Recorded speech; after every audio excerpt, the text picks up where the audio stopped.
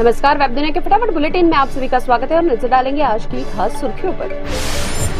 संघ प्रमुख मोहन भागवत के बयान पर राउत की चुटकी, कहा पीओके पाकिस्तान और श्रीलंका को जोड़ने से बनेगा अखंड भारत। भागवत ने कहा था कि अगले 10 से 15 सालों में हो जाएगा अखंड भारत का निर्माण। चाचा शिवपाल की नाराजगी पर अखिलेश ने साधी चुप्पी, आजम खान से जुड़े सवालों को भी टाल गए अखिलेश। पिता मुलायम के साथ मैनपुरी में कार्यकर्ताओं से मिलने पहुंचे थे सपा मुखिया। गुजरात के नेता हार्दिक पटेल ने अपनाए बागी तेवर, कहा कांग्रेस के ही नेता चाहते हैं कि मैं पार्टी छोड़ दूं, उनकी ओर से ही मेरे बारे में कहा जा रहा है कि मैं कांग्रेस छोड़ना चाहता हूं। प्रदेश नेतृत्व पर लगाया परेशान करने का आरोप, कहा राहुल भी नहीं कर रहे सुनवाई। भारतीय मौसम विज्ञान विभाग की 2022 के मानसून को लेकर भविष्यवाणी, दक्षिण पश्चिम मानसून के पूर्वानुमान पर बताया है कि इस साल मानसून सामान्य रहेगा। देश भर में 96 से 140% वर्षा की संभावना। मध्य प्रदेश के खरगोन में कर्फ्यू से मिली 4 घंटे की ढील के दौरान केवल महिलाओं को ही घरों से बाहर निकलने की अनुमति, केवल दूध, सब्जी, किराना और मेडिकल की दुकानें खुली।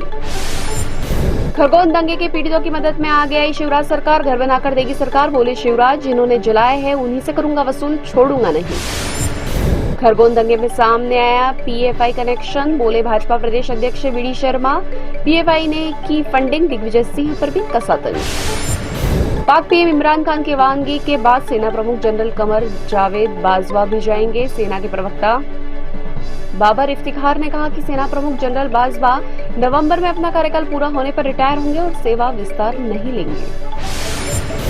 पंजाब के अधिकारियों के साथ दिल्ली के सीएम अरविंद केजरीवाल की बैठक के बाद का बवाल, मुख्यमंत्री भगवंत मान ने कहा कि केजरीवाल के पास बिजली विभाग और सरकार के आला अधिकारियों को उन्होंने ही दिल्ली भेजा था, कहा अपने अधिकारियों को गुजरात, आंध्र प्रदेश, तमिलनाडु और यहां तक कि इजराइल भी भेजूंगा।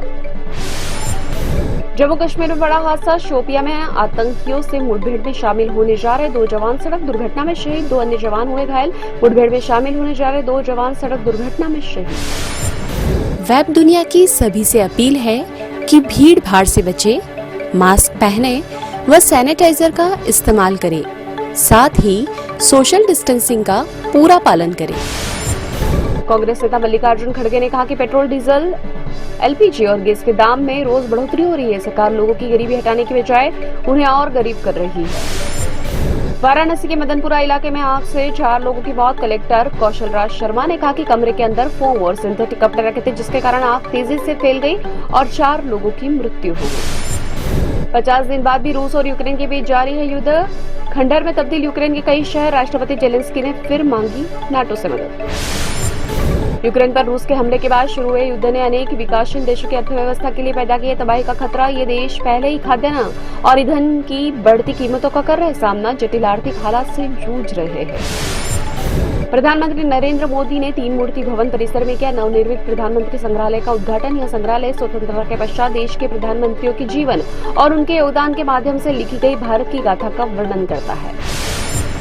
असुद्दीन ओवैसी ने कहा कि मोहन भागवत साहब को बोलना चाहूंगा कि अखंड भारत की बातें मत बोला करो। चीन भारत के उस इलाके पर कब्जा करके बैठा है जहां भारतीय सेना पेट्रोलिंग भी नहीं कर पाती, उसकी बात करो। दिल्ली के मुख्यमंत्री अरविंद केजरीवाल ने कहा कि हम दिल्ली में कोविड के बढ़ते मामलों पर रख रहे हैं नजर, चिंता की बात नहीं, लोग अस्पताल में नहीं हो रहे भर्ती, जरूरत पड़ेगी तो हम स्कूलों के लिए दिशा निर्देश जरूर लाएंगे।